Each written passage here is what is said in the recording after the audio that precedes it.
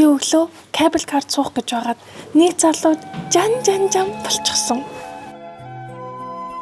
Цас бударсан өвлийн орой бид хоёр кино үзээд л болцоод л туулгалын дээгүүр дүүжин замын тээврээр зорчоод л Тэгсэн чинь гинт шууд троосон дээр нь суугаад гацаад болзоо будаа.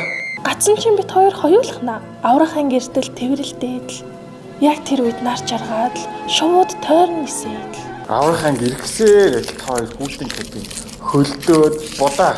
тэгээд бид хоёр Джек Роуз хоёр шиг кабин дотор Аврах анги очсон чинь манай хайрт Джек будаа. Рөөс ганцаархна. та бид хоёрын болцоог сүйтгэд юм. Хоёроо дүүжин замын тээвэр чинь шуурга ихчтэй. Тэгээд ч аливаа юмыг хавжуулахдаггүйгээр хийсэн. Ган татлан тэгээд байнга л хөдөлж шít. Юун шуусах? Агас Джек хөдөлдөхгүй өвөл кабин дотороо нэмэг 13-аас дээш гараацтай. Суудлан хална. Тэгэхээр та хоёр юу гэж гацгаа? Тэгээ бас хөлдөнө гэж юм байхгүй. Суудлан халтгаа.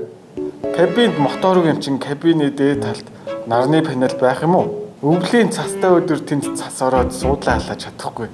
Танаа Джек чамд хувцас өгöd өөрөө хөлдөөд будаа. Үгүй ахаа.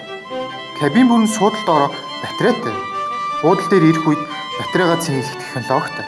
Та харин буруу ойлгоод байх шиг байна оо. Та хоёр одоо яагаад байгаа юм бэ хөөе? Жинзич шиг. Тэр Джектэй чинь гөөхийгөө хувааж иддэг байлаа. Роузийн талаар чи юугаа мэддэг юм? Миний араас хайртай дуртай гэж захиа занаа бичиж гүйж байсан охтын нэг штэ. Одоо өөрөө юу гэж бодоод байгаа юм бэ? Санаах бай. Ажлын ахтай хүндэлж харцаад заавал хүний үгүй болцоо ингэж зүтгэх ямар хэрэг байдаг нь ухамсарын шанаа өгчих юм. Та тийм л мундаг юм бол цагтаа эрт ирэхэд яадаг юм дандаа хоцордог үстэй. Та хоцорч ирэхээс одоо бид нар дандаа тагнуулдаг үстэй. Шинэ явж хүлээж авч чадахгүй хууч хэсэг. Ажилдаа татаж хийж чадахгүй гэж ямар олон хүүхдээ юм бэ?